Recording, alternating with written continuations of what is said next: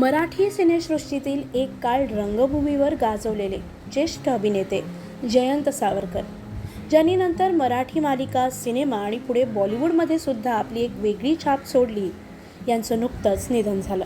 वयाच्या 88व्या वर्षी त्यांनी अखेरचा श्वास घेतला. पण याआधी तब्बल 66 वर्ष त्यांनी या रुपेरी दुनियेत घालवलाय.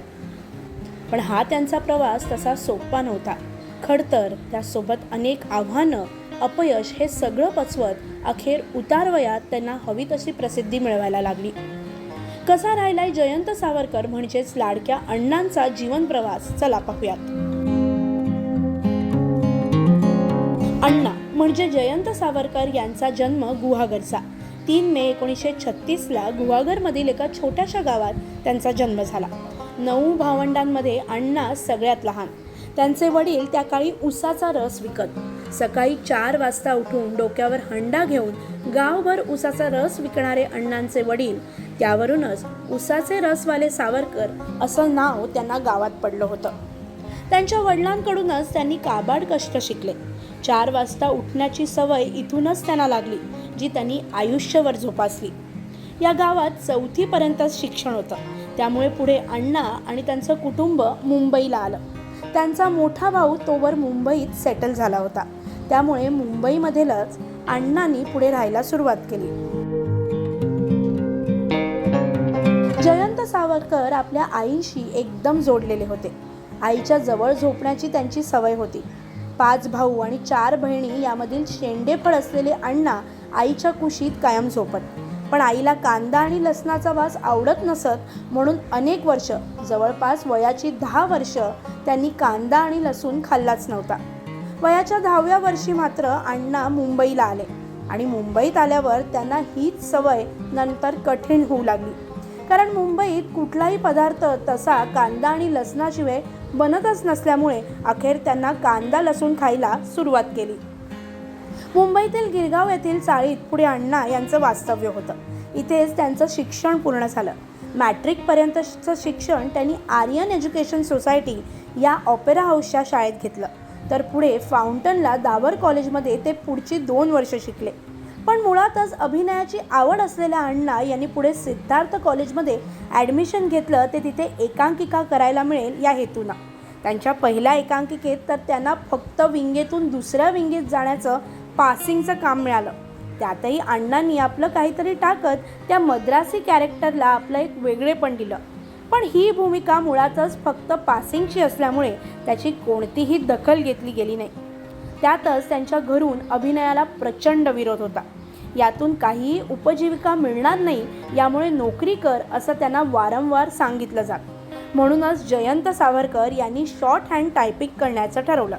जिथे लोक 6 महिने शॉर्ट हँड टायपिंगचा कोर्स करतात, तिकडे जयंत सावरकर यांनी तब्बल 8 वर्ष शॉर्ट हँड टायपिंग शिकलं. त्यावेळी त्यांचा स्पीड मिनिटाला 108 शब्दांचा होता आणि म्हणूनच त्यांच्याकडे कधीही कामाचा तुटवडा नव्हता. पण एका परीक्षेत ते नापास झाले आणि सरकारी नोकरीची संधी हुकली.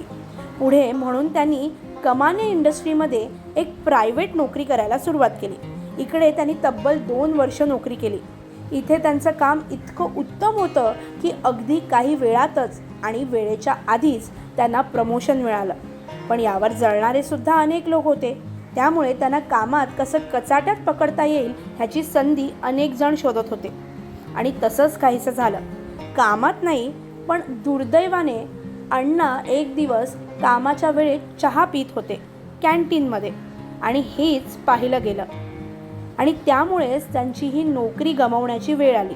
आता सुदैवाने की दुर्दैवाने हे कळत नाही, कारण दुर्दैवाने त्यांची नोकरी गेली, पण सुदैवाने त्यांची ही नोकरी गेली म्हणूनच त्यांनी पुन्हा एकदा अभिनयाकडे वळायचं ठरवलं.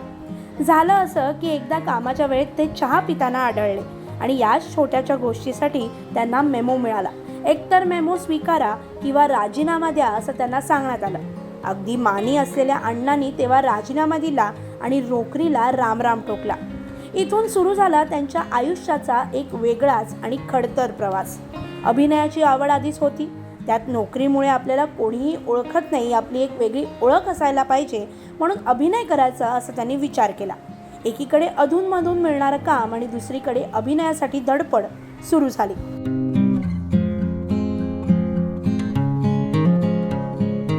अनेक छोटी मोठी कामं केल्यानंतर अखेर उजाडलं ते 1955. पुरुषोत्तम बाळ या त्यांच्या जवळच्या मित्रानं त्यांना विजया मेहता यांच्याकडे नेलं आणि विजयाबाईंच्या 3 एकांकिकांमध्ये त्यांना त्यावेळी काम मिळालं. अण्णा बरेच खुश झाले. विजय तेंडुलकर यांच्या लिखित एकांकिका, त्यातून जयंत सावरकर यांनी आपल्या अभिनयाचा प्रवास सुरू केला. यामध्येच त्यांनी साहित्य संघात काम करायलाही सुरुवात केली. चहा देणे, वेळेला डोरकीपर म्हणून काम करणं, असे मिळेल ती कामं त्यांनी करायला सुरुवात केली, कारण आवड होती ती या रंगभूमीची. याच दरम्यान त्यांनी उत्तम बॅकस्टेज सांभाळायला सुद्धा सुरुवात केली. बॅकस्टेज करत असल्यामुळे त्यांना संपूर्ण नाटकच्या नाटक पाठ असत. ते एकपाठी होते, त्यामुळे कोणत्याही कलाकाराचा डायलॉग ते सहज धडाधडा बोलून दाखवत. असंच काहीसं घडलं 1957 मध्ये आणि ही गोष्ट त्यांच्या कामी आली. खुद्द दामू केंकरे यांची रिप्लेसमेंट करण्याची त्यांना संधी मिळाली आणि इथेच त्यांच्या अभिनयाची चुणूक दिसून आली. पुढे अनेकदा अनेक अडलेल्या नाटकांमध्ये अगदी वेळच्या वेळे त्यांना उभं केलं जायचं आणि अण्णा म्हणजे जयंत सावरकर कोणतीही भूमिका अगदी सहज निभावून नेत. शिवशंभू काळातील भूमिका सुद्धा त्यांनी अवघ्या काही तासात उभ्या केल्या आहेत. त्यांनी अनेक नाटकांमध्ये अगदी 2 दिवस अगोदर त्या वेळेला सांगून मोठीच्या मोठी भूमिका सुद्धा निभावून नेली आहे. हौशी नाट्य संस्थांमधून त्यांनी सुरुवातीला लहान सहान कामं केली. मुंबई मराठी साहित्य संघात स्वयंसेवक कार्यकर्ता म्हणूनही काही काळ ते काम करत होते. पुढे साहित्य संघाच्या नाट्य शाखेत त्यांचा प्रवास झाला. साहित्य संघात होणाऱ्या सर्व नाटकांच्या प्रयोगांना त्यांची हजेरी असायची. नोकरीवरून आले की हातपाय धुतले, जेवण जेवले की ते रात्रीच्या नाटकाच्या प्रयोगाला जाऊन बसायचे. हा त्यांचा नित्यकर्म असत. नाटकाला जायला यावं म्हणून ते 7 वाजता जेवण आटपून घेत. अनेकदा या सवयीमुळे त्यांना घराच्या बाहेर वरांडामध्ये झोपण्याची वेळ येत. साहित्य संघाच्या दरवाज्यावर उभं राहून ते तिकीट सुद्धा कापत. आचार्य अत्रे लिखित आणि पुरुषोत्तम दारव्हेकर दिग्दर्शित किंग लिअर या नाटकात त्यांना माननीय दत्ताराम यांच्या समवेत काम करण्याची संधी मिळाली. नाटक फारसं चाललं नसलं तरी त्यांनी साकारलेला विदूषक या भूमिकेचं विशेष कौतुक झालं आणि इथूनच त्यांची ओळख निर्माण व्हायला सुरुवात झाली.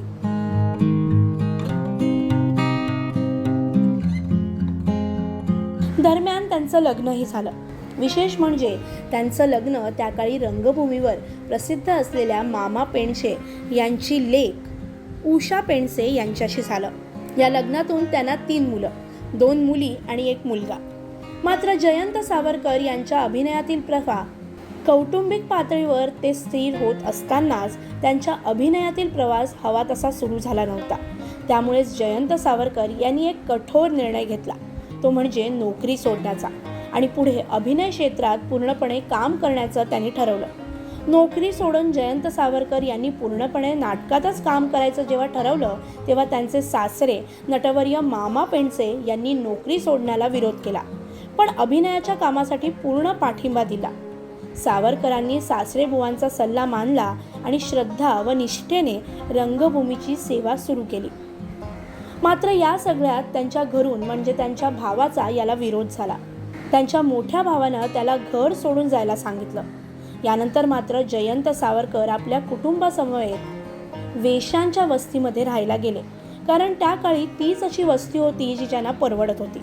मात्र या वस्तीत राहिल्यामुळे त्यांचं नुकसान नाही तर त्यांचा फायदा झाला असं म्हणताना ते स्वतः दिसले. अनेकदा या वस्तीत काही वाईट होणार असेल तर हे चांगले गृहस्थ आहेत हे समजून त्यांना आधीच त्याची कल्पना दिली जायची. शिवाय त्यांच्याशी किंवा त्यांच्या कुटुंबाशी कधीही कोणी वावगं वागलं नाही असं सुद्धा त्यांनी अनेकदा सांगितलं. पण हे करत असतानाच अभिनयात अजून पाय रोवला नसल्यामुळे पैसे हाताशी कमी असायचे. यावेळी त्यांना भक्कम साथ लाभली ती त्यांच्या पत्नीशी. त्यावेळी हर्बो नावाची पावडर बाजारात मिळत. या पावडरच्या पॅकिंगचं काम त्यांच्या पत्नीनं घरून आणून करायला सुरुवात केली. त्याचसोबत त्यांनी घरी खानावळ सुद्धा सुरू केली. यातच साहित्य संघात होत असलेल्या नाटकांसाठी खुद्द अण्णांनी आमच्याकडे एक गरजू स्त्री आहे ज्या घरून डबे पोचवायचं काम करतात असं सांगितलं आणि अनेक नाटकांना अण्णांच्या घरून डबे जायला सुरुवात झाली. स्वतः अण्णा डबे पोचवायचे, पण आपली पत्नी हे काम करते असं त्यांनी कधीही सांगितलं नाही.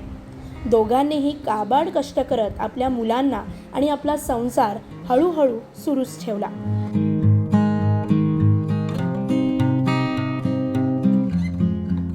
तब्बल 9 वर्ष त्यांनी साहित्य संघात नोकरी केली आणि हिशोब गणला 10 वर्ष नोकरी केली असती तर त्यांना ग्रॅच्युटी आणि इतर फायदे मिळाले असते.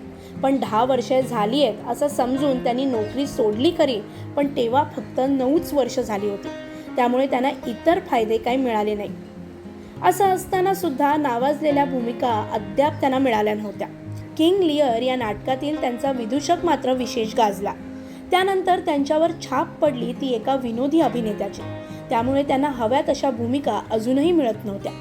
पुन्हा एकदा घरची परिस्थिती आणि पैशाची चणचण ही सुरूच होती. हव्या तशा भूमिका न मिळणे यातून त्यांना अभिनय सोडण्याचा निर्णय पुन्हा एकदा घेण्याचा ठरवलं. 1977ची ही वेळ आहे.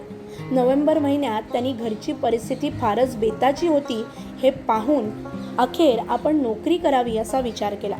बरेच वर्ष बॅकस्टेज आणि अनेक छोट्या मोठ्या भूमिका करूनही त्यांना हवं तेवढं यश किंवा ओळख किंवा पैसा मिळत नव्हता. त्यामुळे अखेर अभिनयाला रामराम ठोकत पुन्हा एकदा नोकरीकडे वळायचं या विवंचनेत असतानाच त्यांच्या एका ज्योतिष मित्राने त्यांना एक वेगळाच सल्ला दिला. त्यांना फक्त 3 महिने थांबायला सांगितलं. 3 महिन्यानंतर म्हणजे मार्चमध्ये तुझा काळ बदलेल आणि मग तू मला सांग की तू कुठे आहेस असं सुद्धा त्यांनी सांगितलं. शिवाय अभिनय इतक्यात सोडू नको असा सल्लाही देण्यात आला आणि बोललं तसंच झालं. अखेर 3 महिन्यांनी सूर्यास्त हे नाटक त्यांच्यासमोर चालून आलं. सूर्यास्त या नाटकाचा सुद्धा एक वेगळाच किस्सा आहे. सूर्यास्त या नाटकात गायकवाड या भूमिकेसाठी जयंत सावरकर यांची निवड झाली. मात्र ही भूमिका थोडी वेगळी होती. त्यांनी तोवर विनोदी भूमिका केल्या होत्या, पण एक गंभीर आणि अनेक छटा असलेली ही भूमिका तशी पहिलीच. त्यात या नाटकात मुख्य भूमिकेत होते ते निळू फुले. निळू फुले यांनी दिग्दर्शक कमलाकर सारंग यांना चिठ्ठी लिहून असं सांगितलं की तुमचं कास्टिंग चुकलंय, तुम्ही जयंत सावरकर यांना भूमिकेत कास्ट करू नका. पण तोवर कास्टिंग झालं होतं, तालमी सुद्धा सुरू झाल्या होत्या आणि जयंत सावरकर हे खूप प्रयत्न करून या भूमिकेला आपल्या परीने निभवायचा प्रयत्न करत होते. अखेर सगळं जुळून आलं आणि पहिला प्रयोग झाला. पहिल्या प्रयोगानंतर खुद्द निळूभाऊंनी येऊन जयंत सावरकर यांना घट्ट मिठी मारली आणि सांगितलं की मीच सांगितलं होतं की तुला या भूमिकेत घेऊ नको, पण तू माझे शब्द खोटे पाडलेस. त्यात नाटकाचं परीक्षण लिहून आलं आणि परीक्षणात एक वाक्य नक्कीच हिट होतं. फुटकळ विनोदी काम करणारा जयंत सावरकर हा नट गायकवाडच्या भूमिकेने एकदम प्रकाशात आला आणि त्यांना हवंय तसंच झालं. पुढे या नाटकानं त्यांच्यासाठी वेगळीच दारं उघडली आणि मग काय त्यांनी नाटकासाठी रंगभूमीसाठी मागे वळून पाहिलं नाही.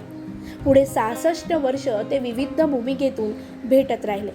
त्यातही अपराध मीच केला ह्यांचे गोळे मास्तर, अपूर्णांक ह्यातले ब्रह्मे, अलीबाबा 40 चोर यातले खुदाबक्ष, अल्लादीन जादूचा दिवा यातील हुजऱ्या, अवध्य यातील नाचणे, आम्ही जगतो बेफाम यातले चिवटे ही आणि अशी अनेक नाटकं गाजवली.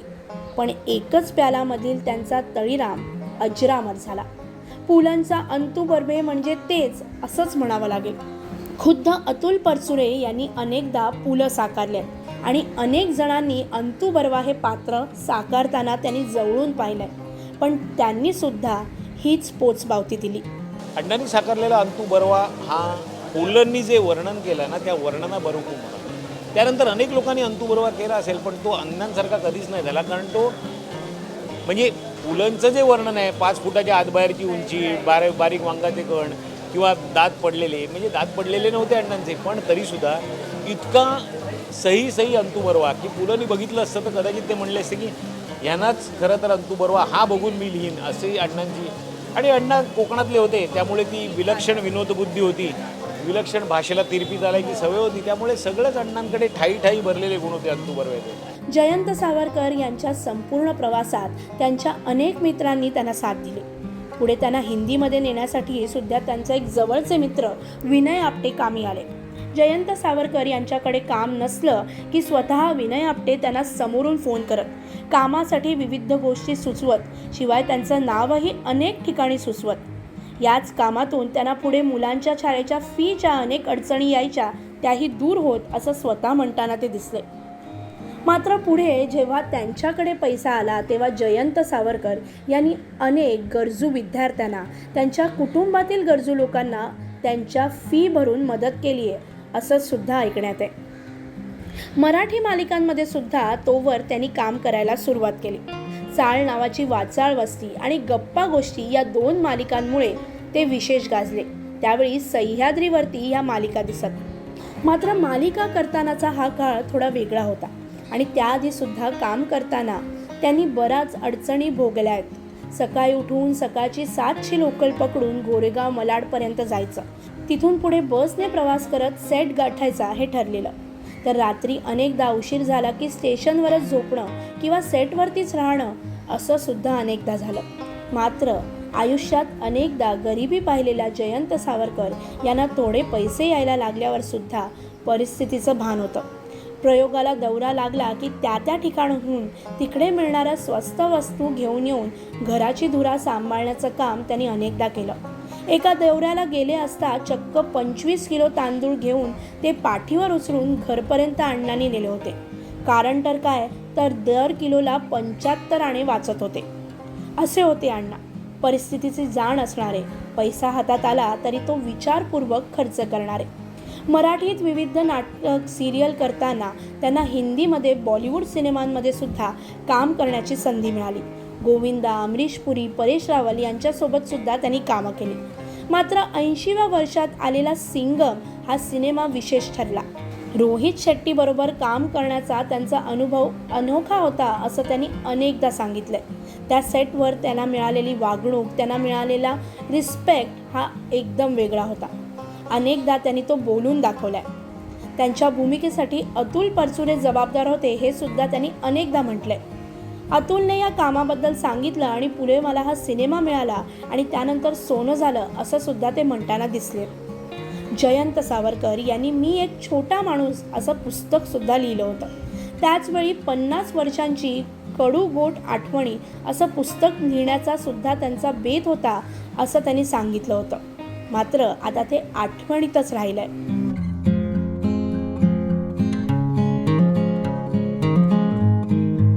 रंगभूमीवर केलेला त्यांचं काम, दिलेला वेळ आणि त्यांचा सगळा इतिहास पाहता 97व्या नाट्य संमेलनाचे ते अध्यक्ष सुद्धा झाले.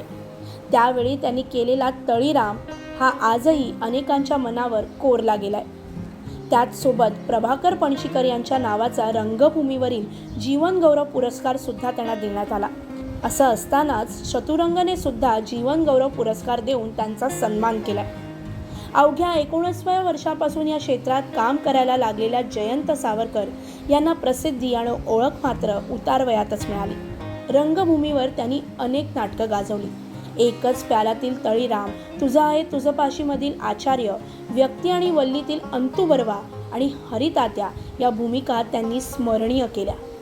सौजन्याची ऐशी तैशी, सूर्यास्त, टिळक आगरकर, ययाती आणि देवयानी या नाटकांमधून सुद्धा त्यांनी काम केली आणि प्रत्येक भूमिका ही अजरामर झाली. नाटक, सिनेमा, सिरियल हे करता करता काही वर्षांपूर्वी प्रसिद्धीस आलेल्या वेबसिरीज हे माध्यमसुद्धा त्यांनी हाताळलं. स्वप्नील जोशीचे समांतर या वेबसिरीजमध्ये अण्णांनी केलेली छोटी पण तितकीच महत्त्वाची भूमिका कायम लक्षात राहणारी आहे. रान बाजारमध्ये सुद्धा अशीच खास भूमिका त्यांनी साकारली. सिंगममधले ते आजोबा कायम स्मरणात तर राहतीलच. माननीय अनंत दामले उर्फ नूतन पेंढारकर, केशवराव दाते, जयराम शिलेदार, माननीय दत्ताराम, दादा साळवी, नानासाहेब फाटक, पंडितराव नगरकर, परशुराम सामंत, बाळ कोल्हटकर, भालचंद्र पेंढारकर, रमेश देव, राजा परांजपे, रामदास कामत, सुरेश हळदणकर ते आजच्या पिढीतील अद्वैत दादरकर, मंगेश कदम यांच्याबरोबर त्यांनी अनेक नाटकं केले. कमळाकर सारंग, दामू केंगरे, भालचंद्र पेंढारकर या जुन्या दिग्दर्शकांसोबतच काम केल्यानंतर अद्वैत दादरकर, चंद्रकांत कुलकर्णी, मंगेश कदम, समीर विद्वंस अशा नवीन पिढीतल्या दिग्दर्शकांसोबतही त्यांनी काम केलं. अवघ्या 19व्या वर्षी सुरू झालेला रंगभूमीवरचा त्यांचा हा प्रवास पुढे अनेक चढ उतार, गरिबी, काबाड कष्ट आणि नंतर आलेली प्रसिद्धी, थोडंसं स्थैर्य यातून जयंत सावरकर यांनी आपली एक वेगळी ओळख नक्कीच निर्माण केली. नुकताच त्यांचा 88वा वाढदिवस झाला आणि त्यानंतर काही दिवसांनी एका वडापावने घात केला. वडापाव खाल्ल्याने त्यांना ॲसिडिटी झाली आणि त्यासाठीच त्यांना रुग्णालयात दाखल करण्यात आलं आणि याच उपचारादरम्यान त्यांचा मृत्यू झाला. खरं तर जयंत सावरकर म्हणजेच सगळ्यांचे लाडके अण्णा यांनी आयुष्यभर आयुर्वेदाचा मार्ग पत्करला. कोणताही आजार त्यांना कधीही झाला नाही. पण शेवटची वेळ आली तेव्हा त्यांना त्यांच्या मृत्यूची बहुतेक चाहूल लागली. त्यांनी आपल्या लेकाला म्हणजेच कौस्तुभला बहुतेक पॅकअपची वेळ झाली आहे असं म्हटलं आणि काही वेळातच त्यांची प्राणज्योत मालवली. दुर्दैव म्हणजे त्यांच्या अंत्यसंस्काराला अनेक मराठीतील मोठी नावं गायब होती. मराठी इंडस्ट्रीने कुठेतरी त्यांच्याकडे पाठ फिरवली का असा प्रश्नसुद्धा यानिमित्त उपस्थित झाला. पण अण्णांचं संपूर्ण कुटुंब यावेळी एकत्र आलं आणि त्यांना अखेरचा निरोप दिला गेला. जयंत सावरकर उर्फ अण्णा किंवा सौजन्याशी ऐशी तैशीमधले हसवणारे किंवा एकच प्यालामधले तळीराम या आणि अशा अनेक पद्धतीत त्या आपल्यासोबत आठवणीतून गायब राहणार आहेत. जयंत सावरकर उर्फ अण्णा यांना भावपूर्ण श्रद्धांजली.